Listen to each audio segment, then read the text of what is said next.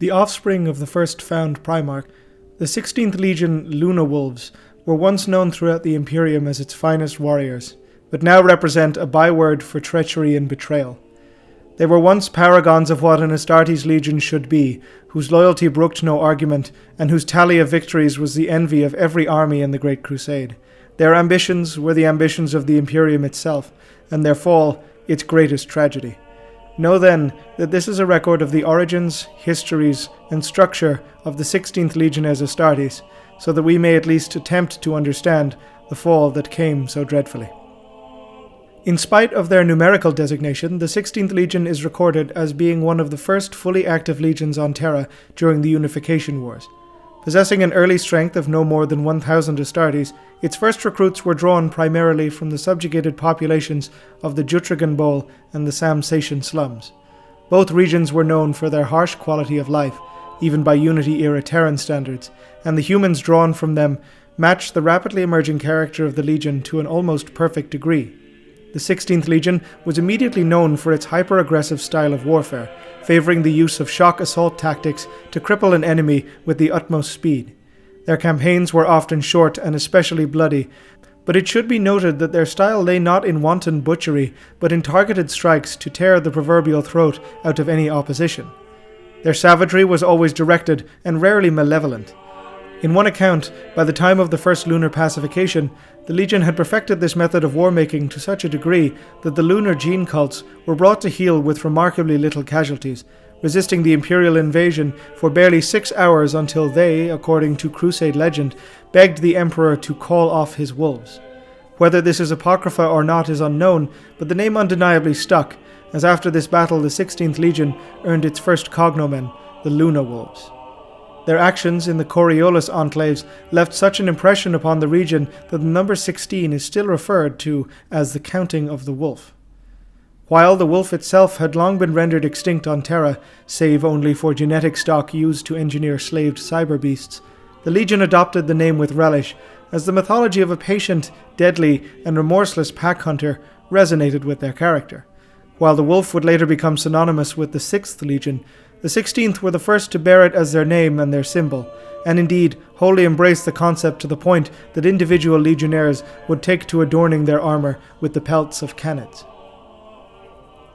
The character of the Legion asserted itself early, born of the initial successes during the Unification Wars, but unlike many of their comrades, the Luna Wolves would be exposed to external influences much earlier in the Crusade. While history is unclear on the when or the where, the Legion was reunited with its Primarch, Horus Lupercal, before any other. The exact nature of the reunion is unknown. Some claim Horus was never lost to begin with, or that he was returned to Terra itself in his birthing capsule. Many more claim it was to the world of Chthonia he fell. These histories will be considered in a later record, but what the chroniclers do agree upon is that the Primarch was there to exert his will and formidable personality upon his legion at a very early stage, and that the Legion itself was granted the planet of Chthonia as its primary recruitment fief. Chthonia, scant light years from Terra, was one of the first planets settled during the long ages of humanity's first stellar expansion. The planet was almost absurdly mineral-rich, and provided the raw ore materials required to fuel the dark age of technology. Humankind ate Chthonia to its core, burrowing its metal teeth deeper and deeper into the planet's crust, while scarring its surface with towering hive cities. This demand caused many of those in charge to disregard the safety of their workforces in a relentless drive for more profit. The labor gangs toiling deep in the planet could expect death to come readily and often, be it an explosive accident, a cave collapse, a magma breach, or a poisonous gas pocket. Those more poetic would describe the gas and dust-choked mines of Chthonia in terms of the Stygian underworld of human legend, hell on a planetary scale. Even before the Age of Strife cut off the human realms from themselves, Chthonia had long since been ravaged of its mineral wealth. No longer able to sate its appetite, greater humanity had moved on, leaving those too poor to afford passage off-world behind to inhabit the now industrialess hives. Lacking any form of planetary governance or centralized authority, the descendants of Chthonia's labor gangs developed a gang-based culture. While doubtlessly barbaric by most standards, this would preserve human life on what was technically a dead and useless planet. Enclaves centered around charismatic or powerful gang leaders were carved out in the infernal heat of the old mines, obeying no law but the law of the strong. Might made right on Chthoniya, and those who were cunning, cruel, and calculating would find themselves rising to the top quite rapidly. The rudimentary tribal groups often boasted clan armies of a sort, men and women bonded together by necessity-born traditions and led by the strongest and most capable amongst them. The effectiveness lay in the simplicity. A gang that was not powerful enough to resist the predations of another upon its territory or resources would simply die or be subsumed into a more powerful enemy. If resources were not required, some would fight to maintain or develop reputation, or to cull the weaker members of their own gang and blood those who desired to prove themselves capable. A surprisingly rich web of traditions, respects, and rivalries developed over thousands of years, but none could trump the simple truth that power flowed down the length of the blade, or from the barrel of a gun. It has been remarked upon by imperial historians that Chthoniya was in many ways a representation of everything that the Emperor had sought to quash on Terra, a festering hive of barbarity ruled by petty tyrants with no interest in the greater goals of the species. And in many ways they would be correct. Chthoniya was beyond redemption, and had no strategic value in either its location or industrial resource potential.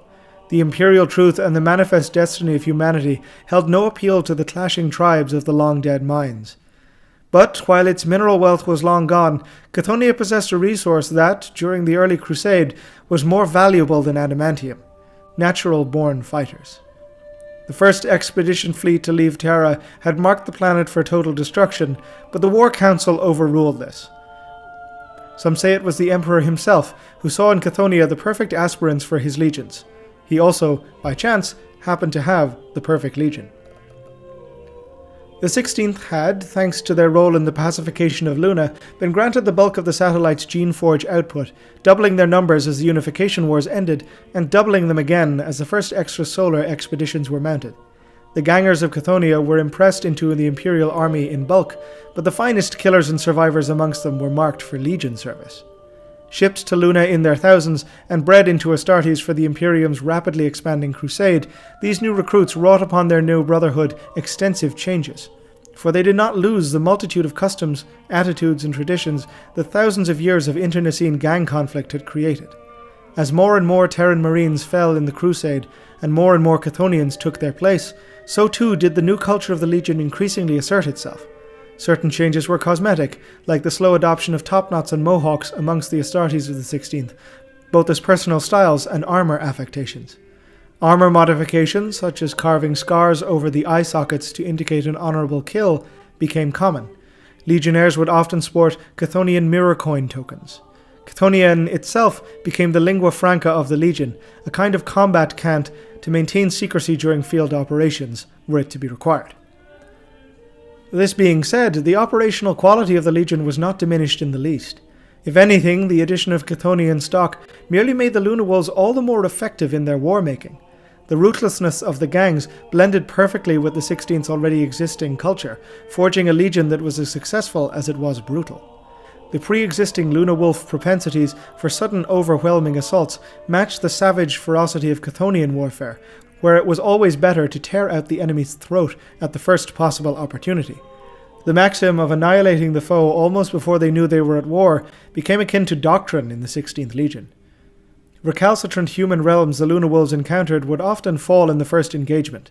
The Legion identified as many critical threats as quickly as possible, and attacked and overcame each with stunning precision and matchless ferocity. Ships of an expedition fleet would often break into smaller packs to hit as many targets as simultaneously as possible, unleashing punishing close-range orbital bombardments followed by mass drop-pod assaults on critical positions. Here, the Chthonian mentality would once again assert itself. In the mines, prisoners were just more mouths for a gang to feed with its already scant resources, and their defeat had already proven them to be of inferior stock.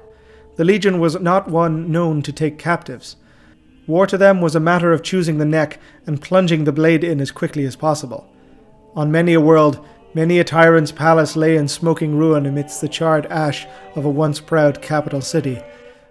By the time expedition, reclamation, and iterator teams began the work of converting the local populace to the imperial truth, the Luna Wolves would often be translating out of the system in search of new conquests.